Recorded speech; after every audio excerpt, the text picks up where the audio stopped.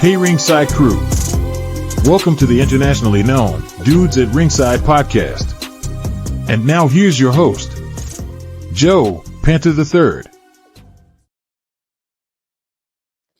Hello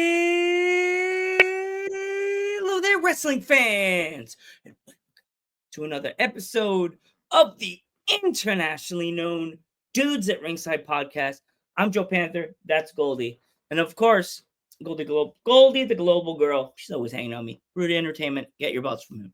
But today we are here to introduce a gentleman that is blazing a trail for himself on the independent wrestling scene in the UK. Love you guys in the UK. Kiara, she helped, of course.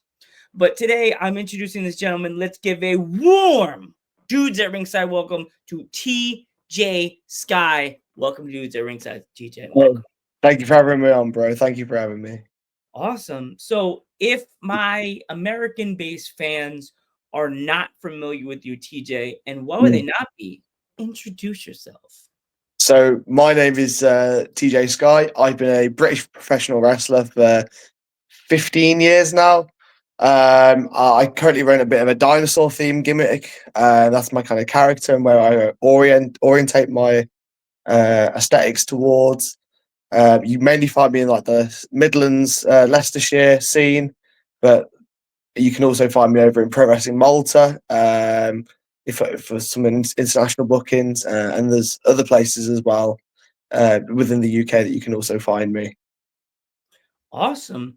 So who trained you? So, God, if we go right back to the start, back in 2010, I started with a small training school in a place called Coventry, which is right in the middle of the West Midlands, called Phoenix Wrestling, and I trained with a guy called Psycho Steve, who was an old NWA Hammerlock wrestler, and it was kind of through him that I kind of started my journey off. I got to meet a guy very, very quickly who's quite a big name now, called Pete Dunne. And it was me and Pete and my best friend Kieran that kind of came up through the ranks. We then from Phoenix, we then started training further over into like Birmingham and different parts of the Midlands scene.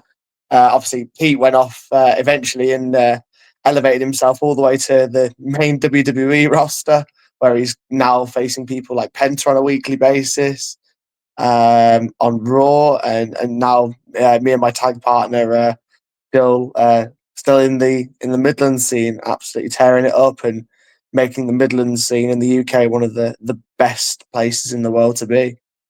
Awesome. So how long did it take you to find the training facility that you train at? So it didn't take us too long. Google was very new. Well, not very new, but it was newer back then.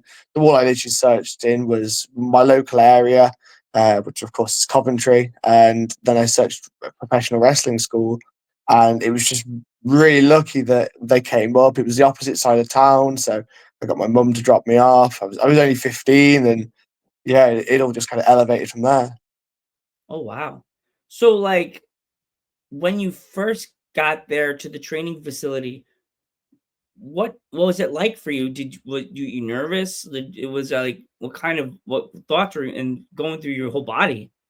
So I was excited more than anything. So I used to, when I was a kid, when I was like maybe 14 years old, we had a trampoline in the back garden. Like every crazy wrestler, I started off doing backyard wrestling with my friends.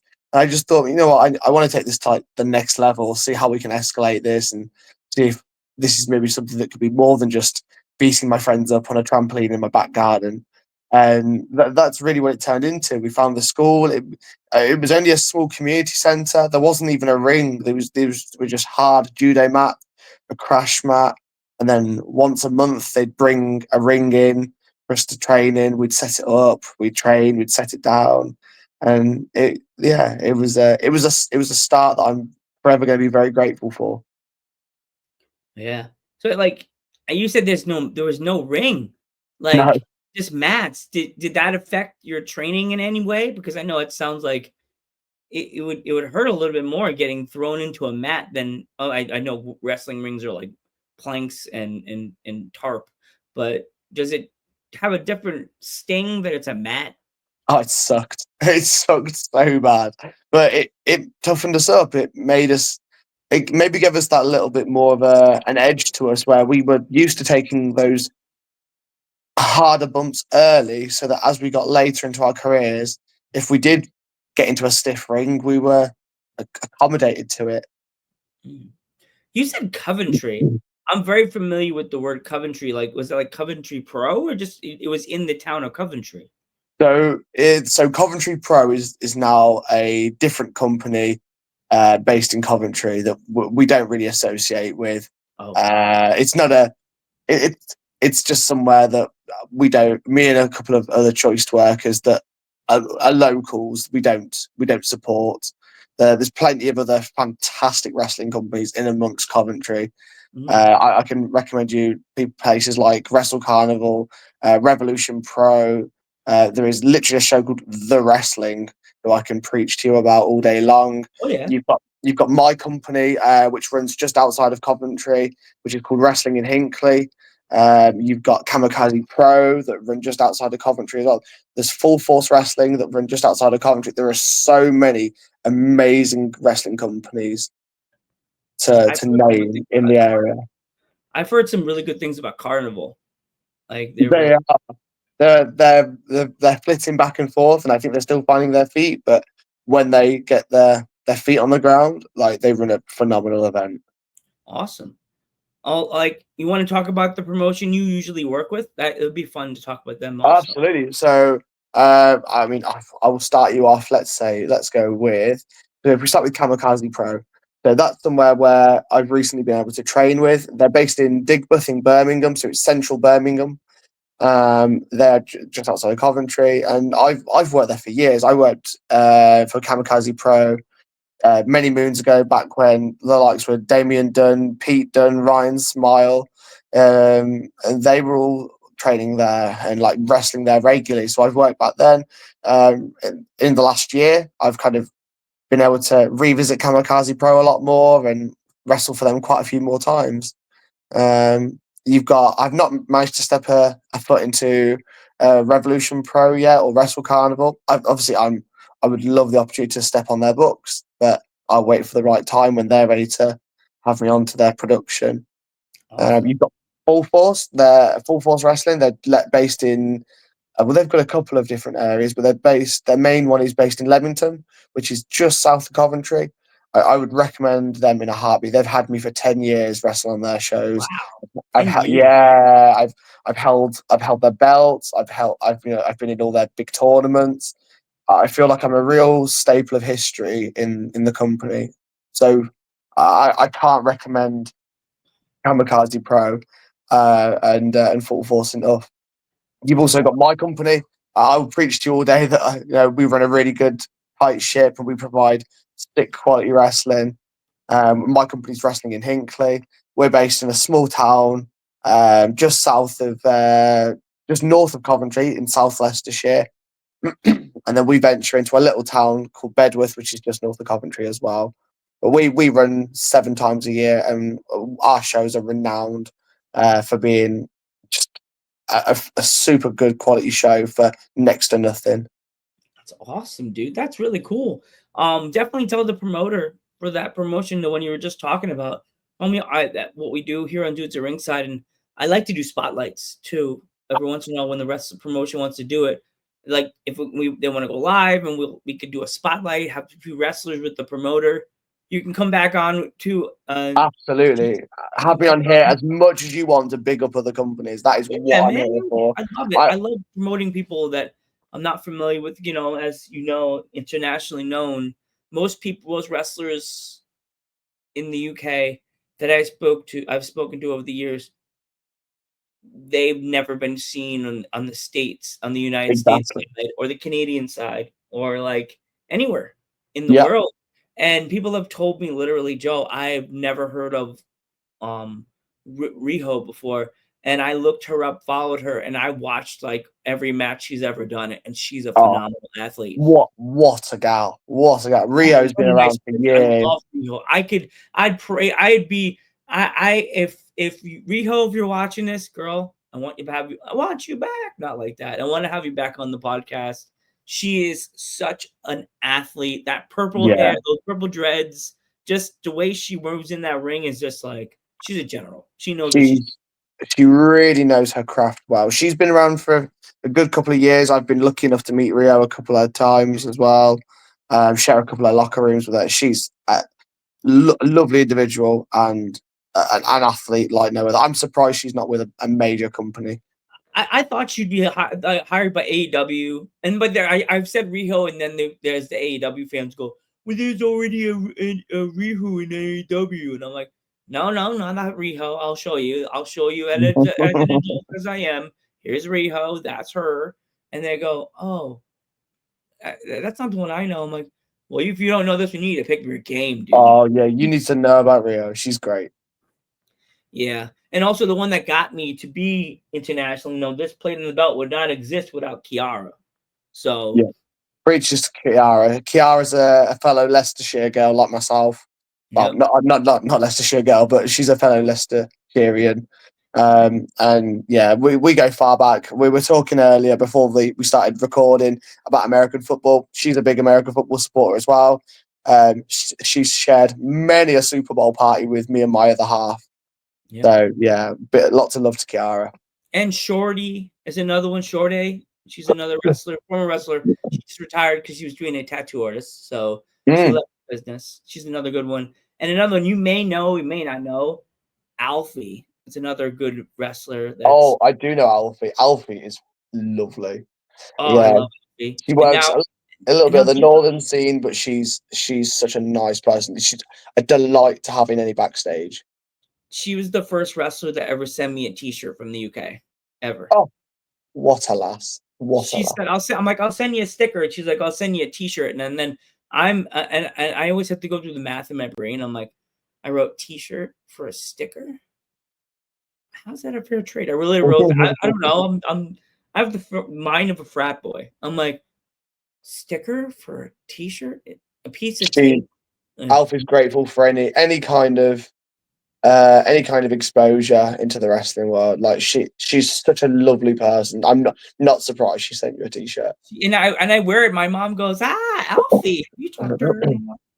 My mom literally goes, I'm like, no, Mom, I haven't spoken to Alfie in a while. And then she recently we're breaking news. We'll be working soon, and she won't be by herself. She's coming with her friend Dee. Dee is back. Dee is making their Dudes at Ringside debut.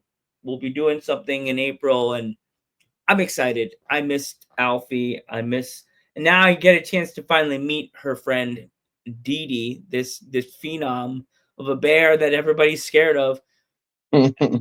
My cartoon me was drinking his coffee doing this. What? You got your told me that the Alfie's coming. What, Dee? Every animal and every bear and every pop in my room all turn every time I say they do. See, you can't get me. I can hear it. We're all moving in the other studio. Ha ha, you can't get me now. They're all jumping off my desk and I'm not there. Ha ha. Pops. Possessed pops that I get in my room. Some Ghostbuster on the side. Of course, everything has to be possessed. Yeah, like now, I want to ask you, what was your energy like the first time you stepped through the curtains for your very first match?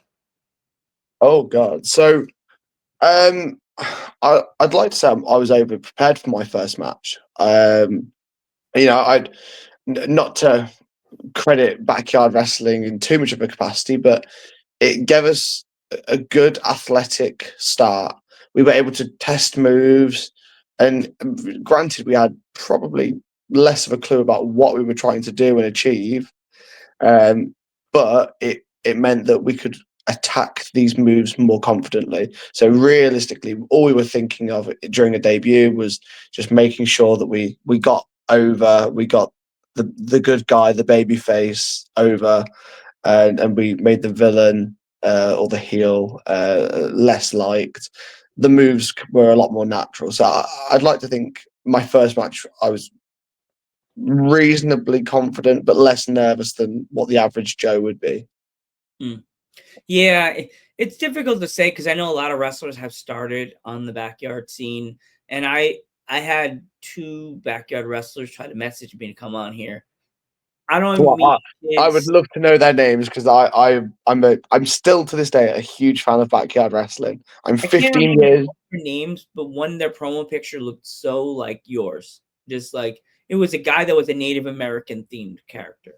Oh, okay, okay. Oh, I don't okay. remember his name, but he messaged me and I was so hyped. He sent me a promo picture and I said, "Are you a backyard wrestler?" And he goes, "Yeah, why?" And I go, "So sorry, I don't condone this. It's not you're not until you're properly trained and you actually go through an actual process. I can't accept you." And he got mad at me. "Why would you do this? You know, I'm trying to get my name out there." I'm like, "You're a backyard wrestler. I can't do that to my podcast. I can't do that to this tradition. I support independent wrestlers that are trying to get their name and their leg up.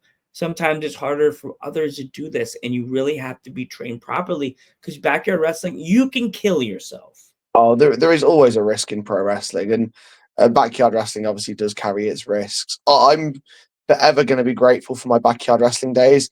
It gave me it created a love for wrestling that's stuck with me 15 years, well, 17 years down the line. And now I get to do this professionally for a job, and it's the best. Yeah. I I don't want to knock people that do backyard wrestling. They think they're doing something by doing a backyard wrestling match, and it's sort of are, but it's just not what they want. Like Yeah, it's I know. yeah. It's without taking the leap. Yeah. And I encourage anybody that's within the backyard wrestling scene, just try give pro wrestling a try in a Yeah. professional environment. And if you go to somewhere and you don't enjoy it, go try somewhere else. There Yeah. are every wrestling school teaches a little bit differently, and sometimes it's just about where you're learning, not what you're learning. Yeah, definitely. So yeah, now we're almost at the halfway point with the pod. I'm a big Jets fan. I just every Jet fan just say, "You Giant?" No, I'm a Jets fan, and I see you wearing the Dirty Birds hat. We're gonna go Absolutely, to football because you said you're in the UK and you love American football. What is it? absolutely. What does it feel like to be in the UK and being an actual NFL fan of a franchise like the Falcons? It's crazy. Like me and my partner are huge American football fans. I played flag and contact football before I started pro wrestling, and I actually gave up playing American football to pursue pro wrestling. Um, and in this last year, me and my partner got married, and she said we'd love I'd love something like a hobby to get into. And I still had contact with the girls that I used to play flag American football with, and now I mean, this weekend, instead of being in a pro wrestling show, we've travelled up to Glasgow, and my partner has just partaken in the women's flag American football finals, and they managed to slag themselves second place. So props to the Coventry Cougars for absolutely smashing it today. Oh wow, that's cool! Congrats! My It's partner the third says, "Congratulations, girl! You did it. That's amazing." well done. I mean, I've literally got the medal just across the room from me. So That's uh, cool. I'm super happy for all of the girls on the We team. just added that medal to the my may have every title belt that's ever existed on the Dudes at Ringside podcast. But we're gonna add a little corner in my mind, put a little medal. Absolutely. There we go. Boom. Add that to the medal. Awesome. That's so cool. Like, because yeah, I know our games always start here in the States about like 1 or like 2 o'clock if it's on CBS, or if it's on Fox, it's always like 7 o'clock. So are you a late bird when it comes to the games, or do you So watch them the next we're day? really lucky. So most of the Atlanta games start at 6 p.m. on a Sunday for us, which is great because it means I get to go to a show or go to training on the Sunday, and I can be traveling home, and I will literally be listening to the game as we're traveling back. My partner's games, because she's a Seattle fan, her games tend to start at about 9:30, so they tend to be done by about 11:30 p.m., which is normally still quite late because we're up for work the next morning. but it just means we get to catch both games. So watching an Atlanta game and a Seattle game back to back is the perfect way to spend any Sunday, in my opinion. Have your teams ever faced each other? Once, yeah, no, twice that I'm aware of, and there's always some kind of it's not heated, but there's always some kind of bargaining chip whenever we're playing each other. If my team wins, you have to wash the dishes. If your team wins, I'm mowing the lawn. Is that kind of like that? You got it. It's somewhere along those lines. Oh my gosh, that's crazy. Did you watch the Super Bowl this past year? I was did. horrified. We watch it every year. We always have a select group of us that we all know are NFL fans. Everybody gets an invite. We have all the Americanisms, so we really don't just embrace the Super Bowl. We embrace the American culture, and we have a huge party. And don't be wrong, it doesn't end until like 3:30, 4 o'clock in the morning. So we're all on. God. Yeah, we're all Red Bulled and monstered up. Oh my God. What is like the one food that you like to eat during the Super Bowl? Oh, so for me, I'm gluten intolerant. So I can't have any wheat or any like fried goods. However, me and my partner have figured out a way to make gluten-free Southern fried chicken, and it is the best thing in my life. Oh, geez, that's awesome. It's hard because I know if you're gluten-free, you have to like pick and choose what's on your like menus and stuff like that. You probably can find a way to have fried fish, make fish and chips without making it with the gluten in it. Probably You've got it. They do. There's our local fish and chips shop near where we live, and they do a gluten-free day on a Wednesday and a Thursday. And so maybe if I'm not on meal prep, once a month, once every couple of months, we can just nip down there and grab ourselves some gluten-free fish and chips. Yeah. When it comes to like you guys, when you're traveling for your wrestling events, do you have to like prep your bag and stuff like that? Know what gear you're gonna take with you to the show and stuff like that? I'd say we do. We always, I mean, with wrestling as a whole, I think we're always taught to carry more than one set of gear on us. And it's one thing I always pride myself on. I've always got 3 sets of gear on me just in case. You never know what somebody else on the show is going to be wearing, so there's always those options. I always make sure I carry my trusty lunchbox with me as well. I always have my meal prep in there, which will see me throughout the rest of the day. I mean, the UK is not very big, so it's, a lot of the shows can be an hour away. Some shows are 2-3 hours away. There's not many shows that are really more than that within the UK Midlands scene as such. So, do you have any fun stories from the ring? Oh, fun stories from the. I wish I'd had a bit more time to prep on this because I've probably I got. always do that. I always forget to message the person that I'm like, I'll get them when they ask. Like, can we come back? Nothing will get you in trouble. Like no, nothing. no, absolutely not. No, I'm trying to think stories that I can tell on a public podcast as well. We're not censored, so you could. We don't. You can curse. So no problem with that. I mean, I can tell you something that happened recently. We were backstage at a wrestling show, and we were in quite a serious main event.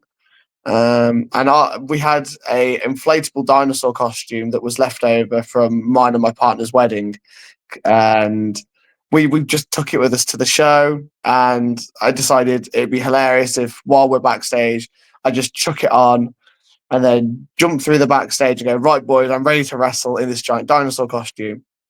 The lads then thought, rather than laughing at it and going, no, that's ridiculous, they thought, that's an excellent idea. And we ended up actually doing the main event with me in a T-Rex costume. And that was literally like 1 week ago. That was just great. I love the UK scene. Nothing particularly crazy, but it was a fun story from literally a week ago. I'm trying to think. scene. In America, they would have told you, take that crap off and get back in your gear. I think You're not most getting paid places would for have it. done. Luckily, the promoter was in the main event with us, so if he consents to it, then technically the whole show consents to it. Yeah, they would have been like, fine.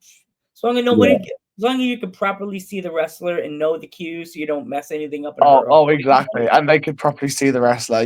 If you go and search TJ Sky wrestler over on Instagram, you'll be able to find that video of me coming out in a T-Rex costume, as well as plenty of other bits and pieces. Great.